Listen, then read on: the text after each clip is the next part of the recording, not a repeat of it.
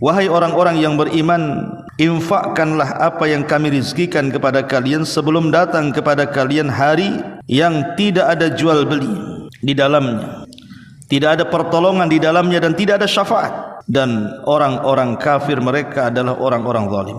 Wasyafa'atul muthbitatu, adapun syafaat yang ditetapkan, hiyallati tutlabu minallah, syafaat yang dicari dari Allah. Wasyafi'u mukarramun bi syafaati, dan orang yang memberikan syafaat dimuliakan dengan syafaatnya. Wal masyfu'u lahu man radiyallahu qawlahu wa amalahu ba'dal idzni, dan orang yang diberikan syafaat orang yang mendapatkan redha ucapan amalnya setelah mendapatkan izin Allah. Kama qala ta'ala, man dzalladzi yashfa'u indahu illa bi'idzni. Siapakah yang memberikan syafaat di sisinya kecuali setelah ada izin dari Allah Subhanahu wa taala. Al-Baqarah 255. Taib. Di sini Syekh Muhammad ibn Abdul Wahhab rahimahullahu taala, beliau ingin membantah orang-orang yang terjerumus kepada kesyirikan di zamannya. Jadi di zaman Syekh Muhammad bin Abdul Wahhab itu, orang-orang yang mereka datang ke kuburan-kuburan yang dianggap wali, alasannya cuma dua. Orang-orang yang meminta-minta ke kuburan para wali itu alasannya dua. Itu di zaman Syekh dulu. Dan alasan ini juga sama dengan di zaman sekarang kalau kita tanya kepada mereka yang meminta-minta di kuburan itu. Alasan yang pertama, mereka mengatakan, kalau kita katakan kepada mereka, kenapa engkau datang ke kuburan wali ini, wali itu? Pasti mereka mengatakan, karena kami ingin mendekatkan diri kepada Allah, atau dengan bahasa Arab disebut al-qurbah. Kami tidak menyembah kuburan, tapi kami ingin mendekatkan kepada Allah lewat kuburan, lewat orang-orang yang dalam kubur itu, yang disebut para wali, orang-orang saleh itu. Kalau itu alasan kalian, bahwa meminta-minta berdoa di kuburan itu karena ingin mendekatkan kepada Allah lewat wali-wali yang dikubur itu, apa bedanya alasan kalian dengan alasan orang-orang musyrik di zaman Nabi? Dalilnya adalah firman Allah Subhanahu wa taala di sini, walladzina takhadhu min dunillahi awliya ma na'buduhum illa liyuqarribuna ilallahi zulfa. Orang-orang yang mereka mengambil sesembahan selain daripada Allah, orang-orang jahiliyah, orang-orang kafir Quraisy itu yang mereka menyembah Lata, Uzza, Manat, Hubal, Saif, Nailah dan yang lainnya. Apabila dikatakan kepada mereka, kenapa kalian sembah Lata, Uzza, Manat? Kenapa kalian sembah itu? Maka mereka akan mengatakan, kami jadikan mereka wasilah mendekatkan kami kepada Allah. Nah, apa bedanya alasan kalian dengan mereka? Mereka orang-orang musyrik pun alasannya sama. Kami menyembah Lata, Uzza, Manat, Hubal, Saif, Nailah, Wud, Ya'uq, Yaghus, Nasr dan sesembahan yang lainnya. Kami loh tidak menyembah patung-patung itu, tapi kami menjadikan patung-patung itu wasilah untuk mendekatkan kami dengan Allah. Lah, alasan ini pun kalian pakai hari ini. Kata Syekh, di zaman dia mengatakan, ketika menegur orang-orang yang datang dan menuhankan kuburan itu, kemudian meminta-minta di kuburan, kenapa kalian ke kuburan? Kenapa kalian sembah di kuburan? Kenapa kalian berdoa di kuburan? Alasan mereka mengatakan, kami loh tidak nyembah kuburan. Kami hanya menjadikan kuburan wali-wali ini untuk mendekatkan kami kepada Allah sedekat mungkin. Maka seolah-olah Syekh mengatakan, lalu apa bedanya alasan kalian dengan mereka? Ini pertama. Yang kedua, alasan mereka adalah syafaat. Bahwa kami datang ke kuburan orang-orang saleh itu karena mereka orang-orang yang dikubur itu akan memberikan syafaat, akan memberikan pertolongan kepada Allah Subhanahu wa taala lewat mereka. Kalau itu alasannya, kata Syekh, maka apa bedanya dengan perkataan orang-orang musyrik di zaman Nabi? Mereka pun sama alasannya seperti itu. Sebagaimana Allah Subhanahu wa taala berfirman dalam surah Yunus di sini ayat 18, wa ya'buduna min dunillah. Orang-orang yang menyembah dari selain Allah itu, ma la yadurruhum, yang tidak mendatangkan manfaat kepada mereka, wala yanfa'uhum, tidak mencegah madarat kepada mereka, wala yanfa'uhum, dan tidak mendatangkan manfaat kepada mereka. Wa yaqulun, mereka mengatakan, haula'i syufa'auna indallah. Mereka itu, sesembahan selain daripada Allah itu, mereka adalah pemberi syafaat untuk kami di sisi Allah. Lalu apa bedanya? Ya. Orang-orang musyrik alasannya seperti itu, kalian juga alasannya sama. Orang-orang yang berdoa di kuburan wali-wali itu, mereka mengatakan karena wali-wali itu kelak akan memberikan syafaat pertolongan untuk kami di hadapan Allah.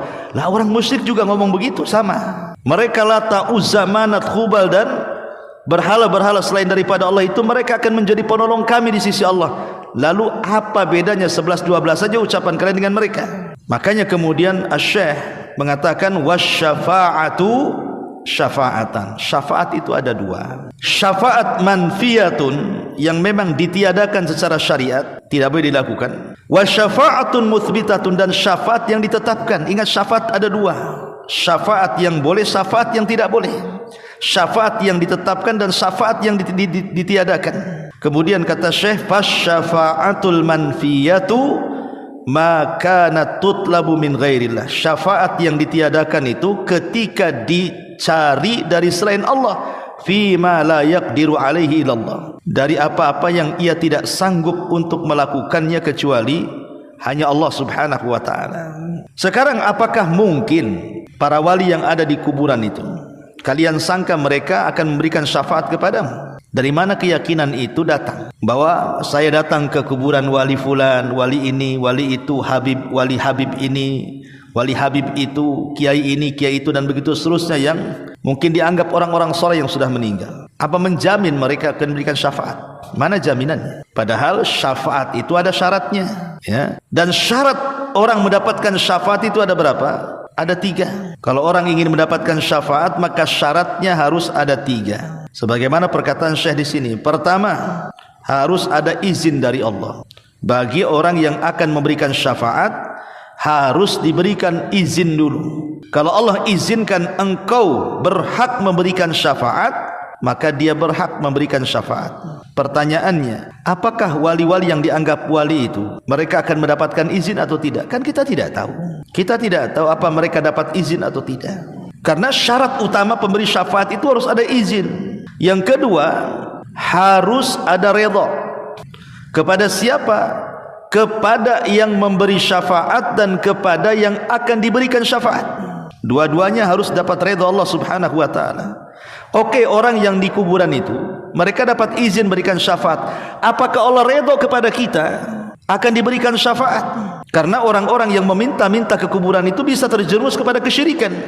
Sementara Allah tidak redha dengan orang-orang yang melakukan kesyirikan. Jadi belum tentu orang yang berikan syafaat dapat izin, sementara orang yang akan diberikan syafaat tidak dapat redha, enggak nyambung. Makanya hadis Abi Hurairah radhiyallahu anhu mengatakan, as'adun nas bi syafaati yaumal qiyamah man qala la ilaha illallah. Manusia yang paling bahagia dengan syafaat kepada hari kiamat, kata Rasul, orang yang mengucapkan la ilaha illallah alias muwahhid, para ahli tauhid. Itulah orang-orang yang diridhai. Baik yang mendapatkan syafaat harus mentauhidkan Allah, baik yang memberikan syafaat harus mentauhidkan Allah, dan tambahan bagi yang memberikan syafaat harus ada izin dari Allah Subhanahu wa taala. Itu syarat syafaat. Ma'ruf dalam hadis yang panjang sekali, ketika Allah Subhanahu wa taala kumpulkan manusia di padang mahsyar, dari orang yang pertama sampai yang terakhir, dari sejak zaman Adam sampai yang terakhir mati itu dikumpulkan di padang mahsyar. Maka manusia pun mereka menanti-nanti keputusan Allah Subhanahu wa taala. Dalam kondisi susah, matahari didekatkan 1 mil di atas kepala, kemudian keringat dicucurkan, dan kondisi mereka berdiri. Dan mereka tidak makan, tidak minum, tidak beralaskan kaki, tidak menggunakan pakaian. Yuhsyarun nas hufatan uratan ghurlan, kata Rasul. Dibangkitkan dalam posisi tidak pakai sandal, tidak pakai baju, bahkan tidak dikhitan kembali ketika seperti dia lahir. Jadi mulailah kemudian manusia-manusia ini, mereka mendatangi Nabi Adam alaihi salatu wassalam dan mengatakan, ya Adam, bukankah engkau Abul Bashar, bapak bagi kami manusia? Kemudian mereka mengatakan, isfa' lana ila rabbik, ala tara ila ma nahnu fi. Wahai Adam, mintalah syafaat kepada Rabbmu, tidakkah kau iba melihat kami dalam kondisi susah ini? Tapi Adam alaihi salatu wassalam menolak dan mengatakan, nafsi nafsi idhab ila ghairi. Uruslah diri kalian, uruslah diri kalian, carilah manusia selainku. Akhirnya kemudian manusia pun ketika melihat Adam tidak mampu memberikan syafaat, mereka datang kepada Nuh alaihi salam. Maka jawaban Nuh juga sama, mengatakan nafsi idhabu ila ghairi. Uruslah diri kalian, uruslah diri kalian, carilah orang lain selainku. Akhirnya manusia pun datang kepada Nabi Ibrahim dan mengatakan, ya Ibrahim, anta khalilur rahman, engkau ini kekasih Allah, ala tara ila ma nahnu fi, tidakkah kau lihat kondisi kami, tidakkah kau iba kondisi kami? Isfa' lana ila rabbik, mintalah syafaat kepada Rabb. Tapi Ibrahim juga sama mengatakan, nafsi nafsi, idhabu ila ghairi, urus diri kalian, carilah selainku. Akhirnya mereka datang kepada Nabi Musa, maka Musa pun sama, tidak mampu memberikan syafaat. Akhirnya mereka datang kepada Isa, semua ulul azmi, tapi Isa mengatakan, nafsi nafsi, urus diri kalian. Idhab ila Muhammad wa qad ghafarallahu ma taqaddama min dhanbi wa ma ta'akhkhar. Kalau begitu kalian pergilah cari namanya Muhammad, Nabi kita sallallahu alaihi wasallam, karena dia sudah diampuni dosanya yang telah, yang sedang dan yang akan datang. Cari dia. Akhirnya manusia pun datang kepada Nabi sallallahu alaihi wasallam. Setelah sampai di hadapan Nabi sallallahu alaihi wasallam mengatakan, ya Muhammad, isfa' lana ila rabbik, ala tara ila ma nahnu fi. Wahai Muhammad, engkau adalah akhir daripada utusan, mintalah syafaat kepada Rabb, tidakkah kau iba melihat kondisi kami? Maka Nabi sallallahu alaihi wasallam mengatakan, ana laha, akan kucoba.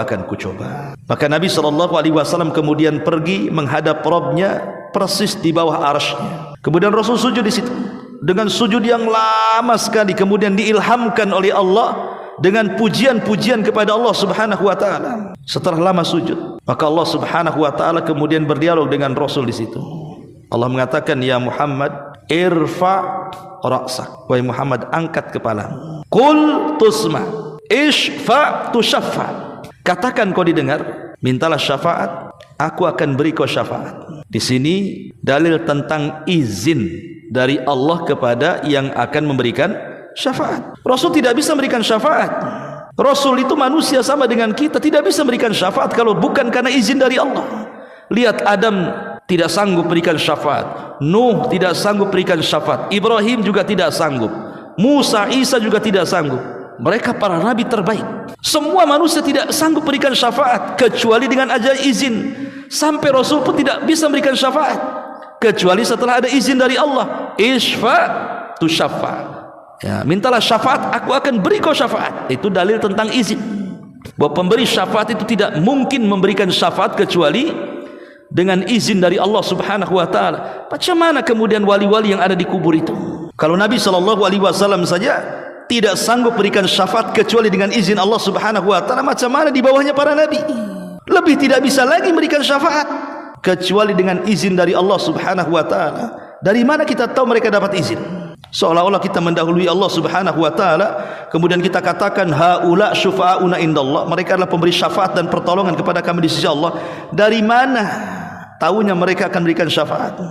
Makanya Syekh di sini membantah bahwa alasan yang kalian kemukakan bahwa ketika kalian melakukan kesyirikan di kuburan, meminta-minta kepada penghuni kubur dengan alasan dua, karena dalam rangka mendekatkan diri kepada dan mengatakan mereka para pemberi syafaat, dua alasan ini adalah dua alasan yang pernah dikatakan orang-orang musyrik di zaman Rasul. Maka tidak benar. Kalau minta sesuatu, minta langsung kepada Allah, tidak perlu ada perantara. Kata Nabi SAW, idza sa'alta fas'alillah wa idasta'anta fasta'in billah. Kalau minta langsung kepada Allah, kalau minta pertolongan, minta langsung pertolongan kepada Allah. Tidak perlu lewat orang-orang yang sudah meninggal. Kepada orang yang masih hidup saja, dalam bab tawasul, kita minta doa kepada orang saleh. Ini pun jadi perselisihan ulama tentang apakah boleh ataukah sunnah. Tapi pendapat yang kuat tidak sampai kepada sunnah, hanya boleh-boleh saja. Dan sebaiknya berdoa itu tanpa perantara, langsung aja kita katakan ya Rabb, Allahumma, minta langsung kepada Allah, tidak perlu lewat perantara ini dan itu. Itu lebih baik, karena bagaimanapun Allah yang mengatakan idza sa'alaka ibadi anni fa inni qarib. Apabila hamba-hambaku bertanya soal aku, katakan aku dekat. Ujibu da'watad da'i idadaan. Aku yang mengabulkan setiap doa orang yang berdoa kepadaku. Artinya tanpa harus ada perantara, langsung kepada Allah. Apa masalahnya? Itulah orang-orang yang mentauhidkan Allah Subhanahu wa ta'ala. Karena dalam hadis syafaat ini menunjukkan apa? Rasul saja meminta izin dari Allah untuk memberikan syafaat. Bisa saja Allah tidak kasih izin kan? Tapi karena Allah Subhanahu wa ta'ala memberikan izin, makanya Rasul berhak memberikan syafaat. Syafaatul uzma, syafaat besar yang tidak bisa dilakukan siapapun oleh para nabi. Inilah makna doa dalam setiap kita mendengar azan. Allahumma Rabb hadhihi da'wati tammah was salatil qa'imah ati Muhammadanil wasilata wal fadilah wab'athu maqamam mahmudanil ladzi wa'adta innaka la tukhliful mi'ad. Kata Nabi SAW kalau mendengar azan baca doa ini, karena doa ini adalah doa tentang salawat kepada Rasul supaya Rasul mendapatkan syafaat di hadapan Allah. Ati Muhammadanil wasilah, berikan kepada Muhammad itu wasilah dan fadilah, dua-duanya syafaat. Dan juga maqam mahmudah, tempat yang indah. Maksudnya ketika para nabi tidak sanggup berikan syafaat, dialah satu-satunya yang diberikan izin oleh Allah memberikan syafaatul uzma. Makanya di sini mu'alif rahimahullahu taala mengatakan wasyafaatul muthbitatu hiya allati tutlabu minallah. Dan syafaat yang ditetapkan adalah syafaat yang langsung dicari dari Allah, bukan lewat perantara. Wasyafi'u mukarramun bisyafa'ah, dan orang yang berikan syafaat itu mereka dimuliakan dengan syafaatnya. Wal masyfu'u lahu man radiyallahu qaulahu wa amalahu, dan orang yang akan diberikan syafaat adalah orang yang Allah redhoi kata-katanya, amal-amalnya, ba'dal izni, itu pun setelah adanya izin dari Allah. Jadi kalau seandainya okelah orang yang memberikan syafaat Rasulullah, orangnya baik, mulia karena seorang nabi dan rasul. Tapi orang yang akan diberikan syafaat itu orang musyrik, penyembah berhala. Apa mungkin dapat syafaat? Tidak mungkin. Orang yang akan memberikan syafaat sudah dapat izin, tapi belum tentu orang yang diberi syafaat dapat redha. Lah keredhaan itu harus dicari. Lah salah satunya adalah dengan mentauhidkan Allah Subhanahu wa taala. Karena hadis Abu Hurairah tegas tadi mengatakan as'adun nas bi syafaati yaumal qiyamah man qala la ilaha illallah. Orang yang paling bahagia dengan syafaat kepada hari kiamat adalah orang yang mengucapkan kalimat tauhid la ilaha illallah. Inilah Syekh Muhammad dalam kaidah yang kedua hendak membantah orang-orang yang melakukan kesyirikan di zamannya dan juga di zaman sekarang. Wallahu alam.